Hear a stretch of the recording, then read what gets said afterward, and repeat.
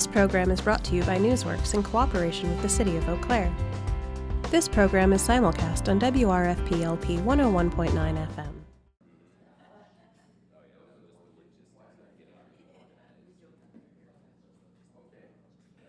All right, ladies and gentlemen, I will call this special meeting of the RDA to order. And the first order of business is the Redevelopment Authority will convene in closed session to discuss competitive proposals submitted for development of the liner site, which is permitted in closed session pursuant to Wisconsin Statute 19.81E for purposes of competitive bargaining. Can I get a motion to put us into closed session? Second? Okay, moved and seconded. All in favor, say aye. Opposed, same sign. We're in closed session. We are back in open session, and to consider a motion to authorize an intent to negotiate a development agreement, MOU, on terms agreeable to the RDA for redevelopment of the liner site. Can I get a motion? I would like to make a motion that to authorize the city staff to negotiate a development agreement with the Children's Theater Monarch Properties, Children's Museum, Monarch Properties, on behalf of the RDA at the liner site.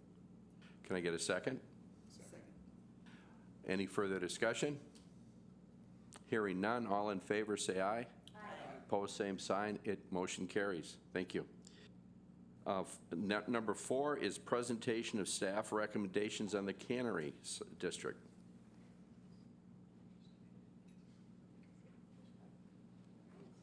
Okay, I thought since we had everybody's attention here, we'd quickly go through, in reference to the Cannery District presentation that Manuel put in, the staff recommendations in terms of guidance for the finalization of the plan. There goes the audience. I'm just not riveting enough.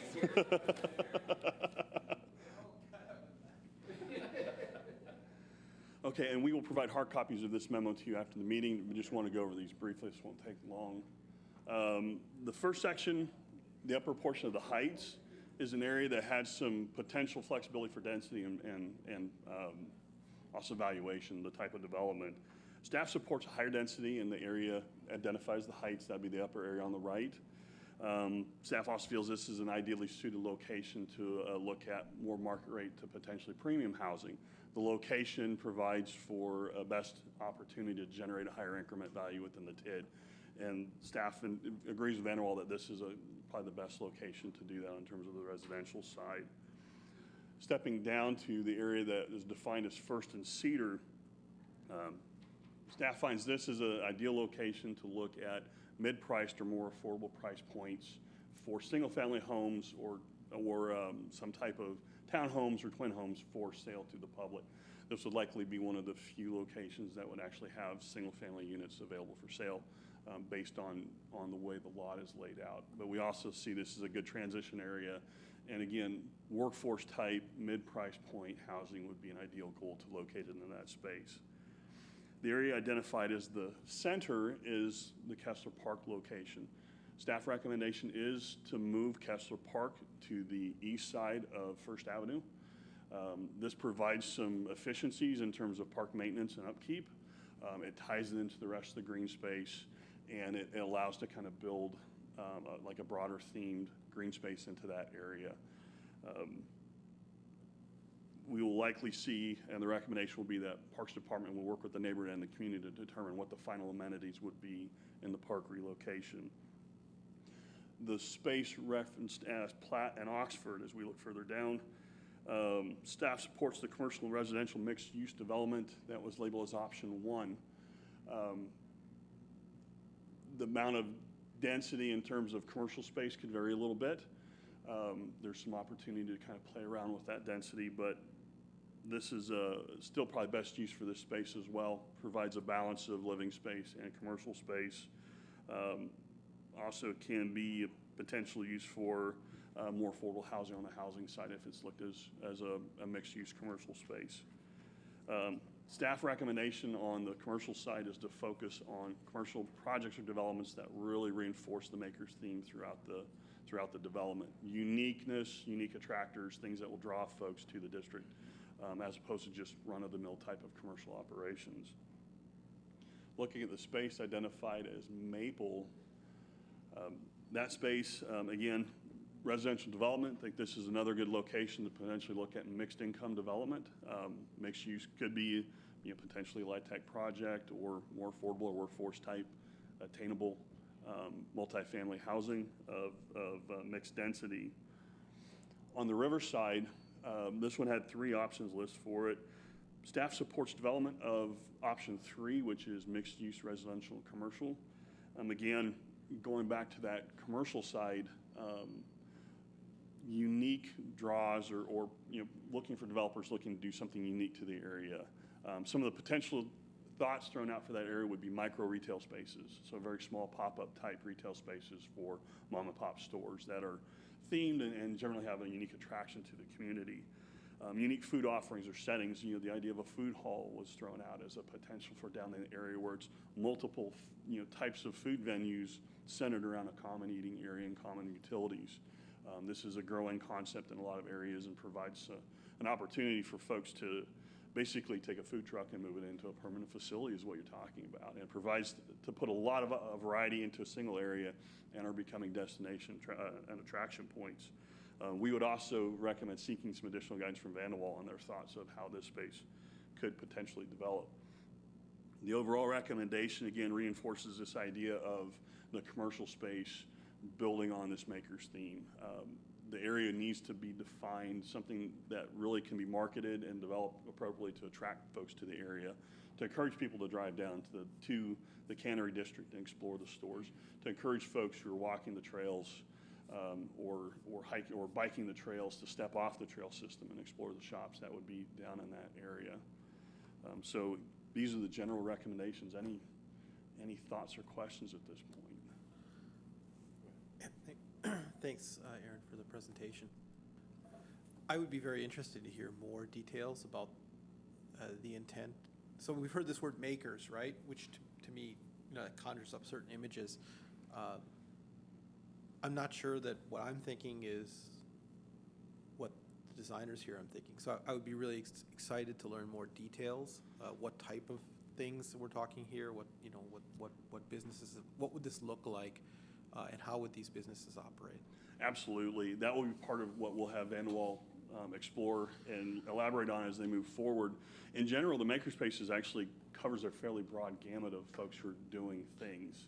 It does cover art studios, as we've said before, like artisan, small wood craft shops, folks who are building things, bakeries, food restaurants. Those all fall under this makers theme. As far as individual development, that will probably be driven more by how we release requests for proposals on some of these key sites. Some of the sites, I think you'll see proposals come. You'll see developers ask, this is the lot I want to build on, here's what I'd like to do. And you can look at it on a project-by-project basis, the way we did with Tyler Warner's project. Some of the key spaces that involve commercial, that will likely be directed by how we put those proposals out and potentially submit RFPs or release RFPs to direct them in a very specific way. So we'd have a lot of opportunity to kind of define how we want that to look or how that would potentially look. I will add that since our last discussion of this, I have met with a local businessman who is interested in expanding into the Cannery District in the Platt and Oxford space. A sizable expansion would take up a fair amount of square footage and is interested in maybe even doing mixed use as far as his business goes. And it's a mix of kind of a makers, light industrial, and retail space. So it's a very unique offering and would fit very well with this district. So yeah, this concept lays out well. Thank you. Just a couple of things. One of the things I'd like to see in the next presentation, based on what staff is looking at, how many people would we be bringing to this area? I'm always big on what is the population from a customer standpoint. The other thing I'd like to, and so number of the population numbers, and what would it do to the traffic counts? What do how big or how much of an increase do we have on traffic count? And the other thing we have discussed before and throughout all of this is it a possibility of a grocery store someplace?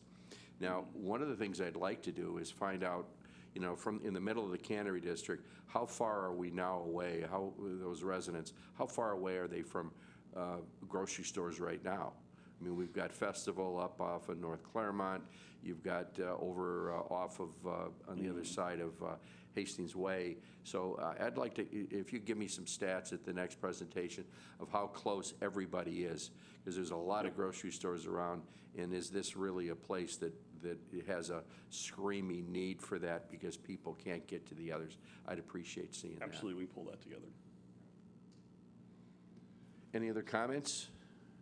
Okay, very good. Thank you. Thank you very much. So we'll provide you a hard copy of the memo. We'll also send you a digital copy, and our intent would be at the next formal RDA meeting to discuss final option choices with RDA so we can direct Van Wall to move forward. Very good. Thank you.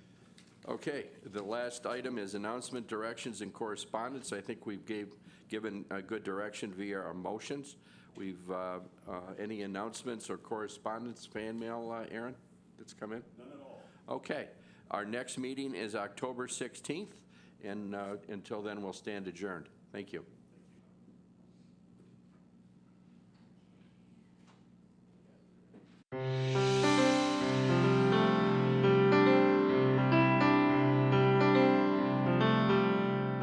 This program was brought to you by a cooperation between Newsworks and the City of Eau Claire. A transcript of this meeting is available for the hearing impaired. It will be available within 7 days of this telecast. Call 715-839-4912 or TDD 715-839-1689 or write Eau Claire City Clerk, P.O. Box 5148, Eau Claire, Wisconsin 54702-5148. Newsworks is made possible by continuing community support. If you would like to volunteer or make a donation, please contact us via phone at